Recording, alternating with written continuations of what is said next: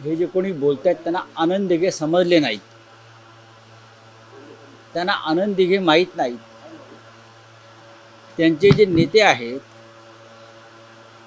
एकनाथ शिंदे, त्यांनी एक सिनेमा काढला म्हणून त्यांना आनंद दिघे समजलेत का? नाही. सिनेमातल्या त्यांच्या 90% गोष्टी या खोट्या आणि भंपक आहेत. आणि गद्दार जर आमच्यावरती चाल करून यायला लागले, गद्दार गद्दार तर कठीण आहे. अशा गद्दारांच्या वल्गना आम्ही खूप पाहिल्या आहेत इतक्या वर्षामध्ये. त्याच्यामुळे कोण राजेश मोरे तुम्ही म्हणते मला माहीत नाही, येऊ द्या, काय हरकत नाही. नाही, पण काल तुम्ही जी आनंद दिघे यांच्याविषयी भूमिका मांडली, तुम्ही म्हटलं की राजन विचारे यांचा खरं तर त्यामुळे एकनाथ शिंदे हे ठाण्याच्या राजकारणात उदयास आले. प्रताप सरनाईक असं म्हणतात की राजन विचारे नावाच्या दगडाला एकनाथ शिंदेंनी शेंदूर फासला त्यामुळे ते प्रताप सरनाईक नावाच्या धोंडाला कोणी शेंदूर फासला?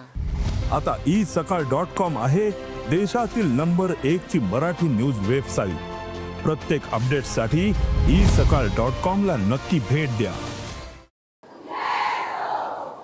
उद्धव ठाकरेंनीच फासला ना. बघा, हे सगळे प्रताप सरनाईक, एकनाथ शिंदे वगैरे वगैरे जे लोक आहेत, त्यांचं कर्तृत्व काय आहे, काय त्यांनी शौर्य दाखवलं मराठी माणसासाठी, महाराष्ट्रासाठी, हां, त्यांनी या विषयावर बोलू नये. प्रताप सरनाईक यांच्या आधीपासून राजन विचारे हे पक्षाचे निष्ठावंत शिवसैनिक आहेत. हे तुम्हाला माहिती आहे का?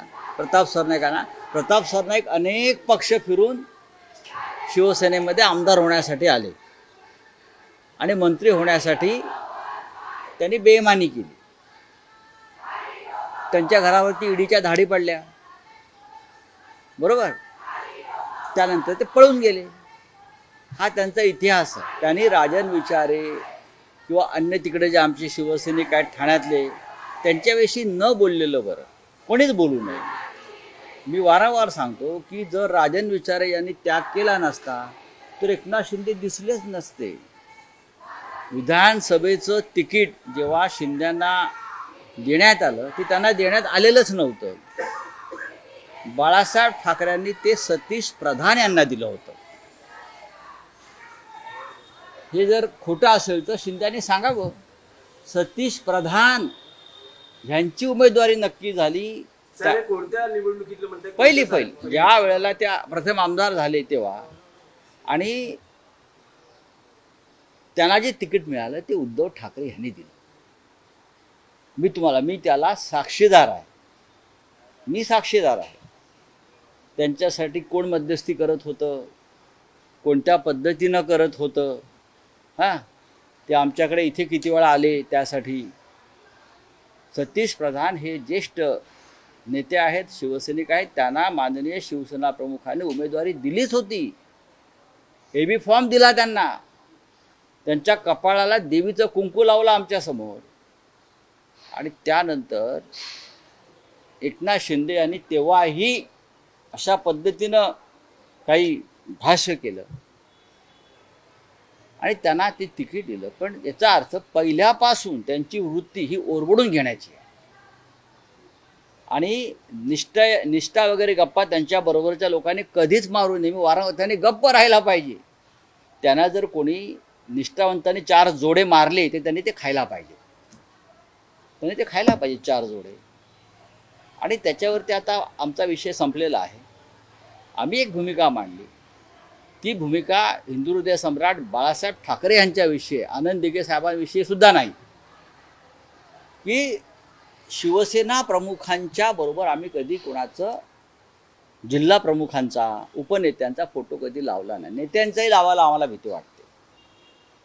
आणि या नवीन प्रक्रियेमध्ये, या गद्दार सेनेच्या प्रक्रियेमध्ये त्यांनी ही प्रक्रिया सुरू केल्यावरती तुम्ही नरेंद्र मोदींपेक्षा, अमित शहांपेक्षा, देवेंद्र फडणवीसपेक्षा दिघ्यांचा फोटो नक्की मोठा वापरा.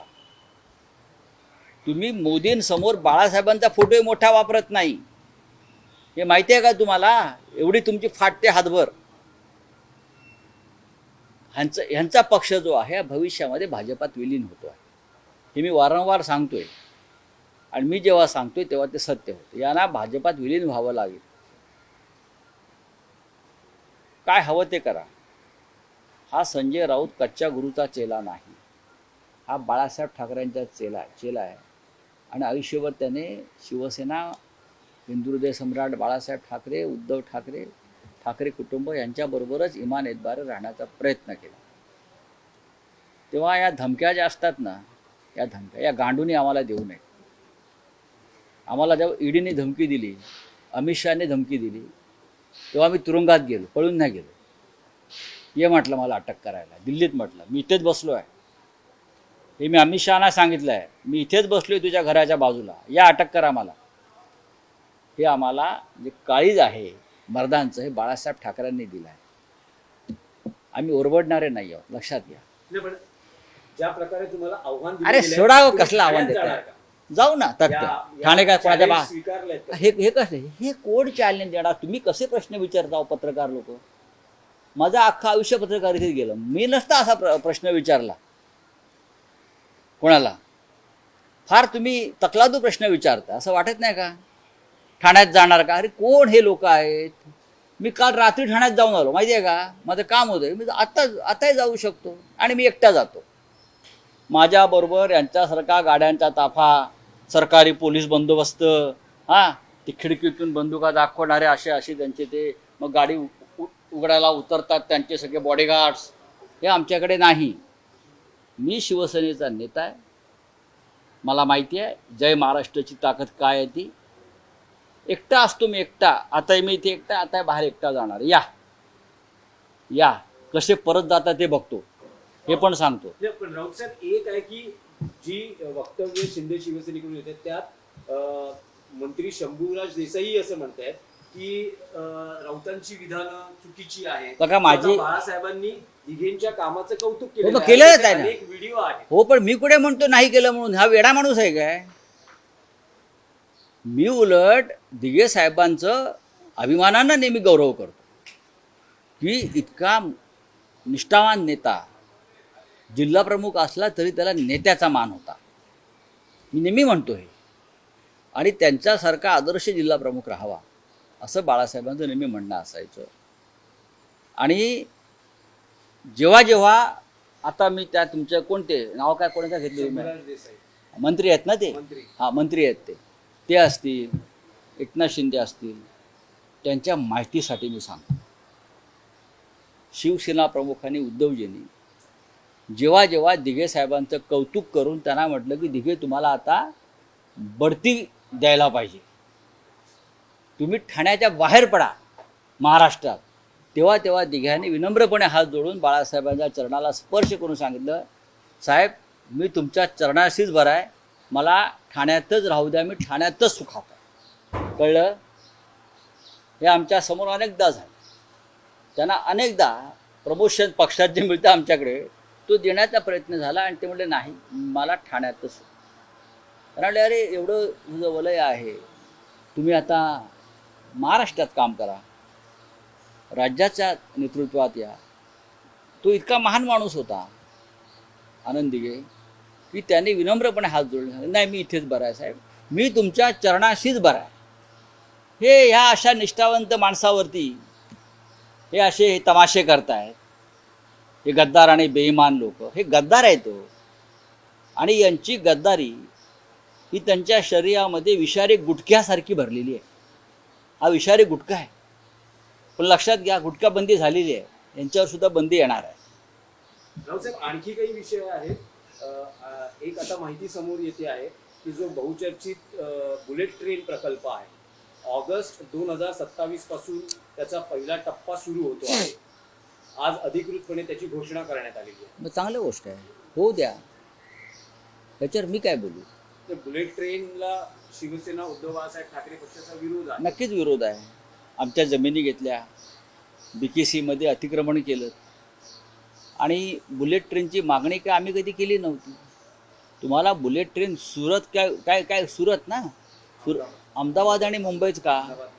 तुम्हाला बुलेट ट्रेन दिल्ली आणि मुंबईसुद्धा करता आली असती. तुम्हाला बुलेट ट्रेन मुंबई आणि आग्रा करता आली असती. तुम्हाला बुलेट ट्रेन मुंबई जयपूर करता आली असती. किंवा अहमदाबाद जयपूर करतेली असतील, तुम्हाला मुंबई गुजरातशी जोडायची आहे भविष्यात घास गिळण्यासाठी. जे उद्धवसाहेब सांगतात ना, इथून सकाळी जायचं, संध्याकाळी येईपर्यंत घाण साफ करून आपण ठेवायची यांची. हां, धारावीच्या बाजूला स्टेशन केलं आहे तिकडे बुलेट ट्रेनचं. करा ना, मुंबई दिल्ली बुलेट ट्रेन करा, आम्ही स्वागत करू. मुंबई जयपूर बुलेट ट्रेन करा, आम्ही स्वागत करू. अगदी मुंबई सिक्कीम बुलेट ट्रेन करा, आम्ही स्वागत करू. करताय का? मुंबई सुरतच का आणि कोणाच्या सोयीसाठी? हा, मुंबई म्हणजे एकच हो, लुटायलाच ना. चला. नाही, पण राऊतसाहेब, एका बाजूला बुलेट ट्रेन सारखा प्रकल्प सुरू होत असताना मुंबई आणि आसपासच्या परिसरात जी वाहतुकीची कोंडी आहे, एका लहान मुलाला आपला जीव आहे गमवावा ना. या वाहतूक कोंडी आहे ना. आता मला दादरला वाहतूक बघा, यंत्रणा कोलमडलेली आहे. अहमदाबाद मुंबईत एका मुलाचा मृत्यू झाला, दुर्दैव आहे. मुंबईच्या रस्त्यावर वाहतूक कोंडीमुळे असे रोज मृत्यू होत आहेत, हे माहिती आहे का तुम्हाला? ह्याच्याविषयी देवेंद्र फडणवीस यांच्याकडे काही योजना, काही भूमिका आहेत का? माझ्या माहितीप्रमाणे मधल्या काळामध्ये मनसे प्रमुख राज ठाकरे हे मुंबईतल्या ट्रॅफिकच्या प्रश्नावर देवेंद्र फडणवीस यांना भेटलेले आहेत. त्यांनी पुन्हा भेटावं त्यांना आणि ही कोंडी सोडवण्याचा प्रयत्न करावा. राऊतसाहेब, उद्धव ठाकरे दसरा मेळाव्यानंतर राज्याच्या दौऱ्यावर जातात. पहिलं पुण्यात जातील, मग संभाजीनगरमध्ये जातील. महापालिका निवडणूक आणि स्थानिक स्वराज्य संस्था 4 ऑक्टोबरला हा दौरा महत्वाचा मानला. 4 ऑक्टोबरला माननीय उद्धवजी पुण्यात आहेत. 4 ऑक्टोबरला पुण्यात आहेत. त्यानंतर पुढल्या 8 दिवसात ते मराठवाड्यात जात आहेत, संभाजीनगरला. साधारण त्या संदर्भातली रचना होते. पण 4 तारखेला उद्धवजी पुण्यामध्ये नक्कीच आहेत. दिवसभर त्यांचे कार्यक्रम आहेत. शाखा प्रमुखांचा मेळावा आहे. त्यानंतर आमचे वसंत मोरे यांनी एका बँकेसंदर्भात कार्यक्रम घेतलेला आहे, तो होईल. मग मराठवाड्यातले काही कार्यक्रम आहेत. मराठवाड्यामध्ये शिवसेना पक्ष कार्यालयाचं उद्घाटन होईल. इतर काही गोष्टी आहेत. राऊतसाहेब, आणखी एक विषय आहे की गोपीचंद पडळकर यांनी जयंत पाटलांबाबत जे केलेलं विधान आहे, अलीकडच्या काळात महाराष्ट्राच्या राजकारणात बघितलं तर जी विधानं किंवा ज्या भूमिका मांडल्या जातात अत्यंत वादग्रस्त आणि खूप स्तर घसरलेला आहे. स्वतः शरद पवारांनी फडणवीसांना फोन करून नाराजी व्यक्त केली जयंतराव आहे. पाटील फडणवीसांनी पडळकरांना समज दिलेली आहे. त्याबद्दल तुमचं काय मत आहे? हे जे एकमेकाचा बाप काढतात भाजपचे लोक, ही सुरुवात कोणी केली तर नारायण राणे यांच्या मुलानं केली. त्याला अभय दिलं फडणवीसांनी आणि त्यानंतर ही घाण वाढत गेली. पडळकर असतील, एक लक्षात घेतलं पाहिजे, आपण आता आमदार आहोत.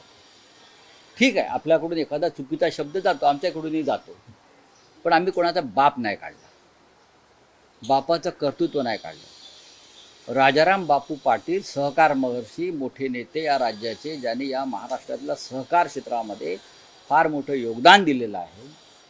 हां, ज्यांचा स्वातंत्र्य चळवळीशी खूप निकटचा संबंध आला, त्यांच्याविषयी कोणी बोलावं आणि कोणत्या भाषेत बोलावं हे जर भारतीय जनता पक्षामधला लोकांना कळत नसेल तर त्यांनी महाराष्ट्राच्या संस्कृतीला काळीमा लावला असं मला म्हणावं लागेल. तुम्ही शरद पवारांविषयी चुकीचं बोलता बारामतीत जाऊन, आणि ठराविक माणसं फडणवीसांनी नेमलेली आहेत त्यासाठी. ही फडणवीसांची टीम आहे, ही टीम फडणवीस आहे, हे तुम्हाला माहिती आहे का? ही टीम फडणवीस आहे. आणि फडणवीस ज्या संस्कार आणि संस्कृतीच्या गोष्टी करतात तर त्यांच्या टीममधल्या या माणसांना त्यांनी आधी शाळा घ्यावी त्यांची. कोणाविषयी बोलताय तुम्ही? माननीय उद्धव साहेबांविषयी बोलताय, तुम्ही अन्य नेत्यांविषयी बोलताय, तुम्ही पवार साहेबांविषयी बोलताय, तुम्ही अजित पवारांवर बोलताय. टीका करा ना, कठोर शब्दात टीका करा, पण ह्या सगळ्या लोकांना विधानसभेत मारामाऱ्या करतात. विधानसभेत हे लोक फक्त बंदुका काढायच्या बाकी होते या माणसानं, आणि परत हे गुंडासारखे फिरतात आणि फडणवीसबरोबर चहा पितात मुख्यमंत्र्याबरोबर. आणि समज दिली म्हणतात. आतापर्यंत देवेंद्र फडणवीसांनी या व्यक्तीला 12 ते 13 वेळा समज दिली आहे, असं वृत्त मी वाचलं. 12 ते 13 वेळा समज देऊन जो माणूस ऐकत नसेल याचा अर्थ तुमचा त्याला पाठिंबा आहे बोलण्यासाठी. आणि तुमचा जयंतरावांवरती राग यासाठी आहे, जयंतराव तुमच्या पक्षात यायला तयार नाही. जयंतराव त्यांच्या पक्षात जायला तयार नाहीत इतका दबाव आणून सुद्धा त्याच्यामुळे हा त्यांचा बाप काढण्याचा उद्योग. आधी राजाराम बापू पाटलांचं कार्य समजून घ्या आणि मग यांच्या बापजाद्यांनी काय केलं यांच्या पक्षात ते कळेल.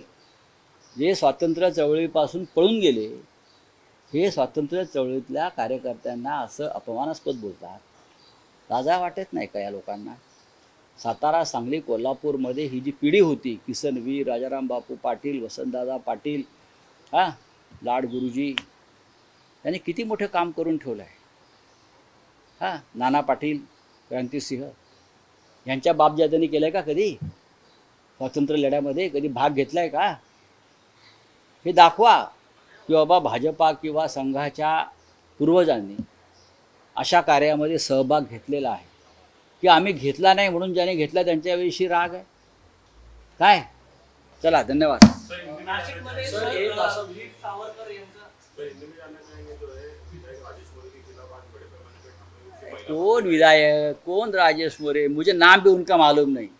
ऐसे ऐसे लोग महाराष्ट्र में चुनकर आए हैं जिनका अभी तक आता पता लोग ढूंढ रहे हैं कि ये विधायक है. ये विधायक वोट चोरी से बन गए महाराष्ट्र में भी. एकनाथ शिंदे के 90% जो विधायक है या अजित पवार के विधायक है या बीजेपी के, वो वोट चोरी और गफला करी तो उनके जनता को नाम भी मालूम नहीं. मुझे नाम मालूम नहीं, आकर धमकियाँ देते हैं. देने दो भाई. बीजेपी की ये एक अब कल्चर बन गया है. कोई जयंतराव पाटिल के पिताजी के बारे में बोलता है, कोई हमको गाली देता है.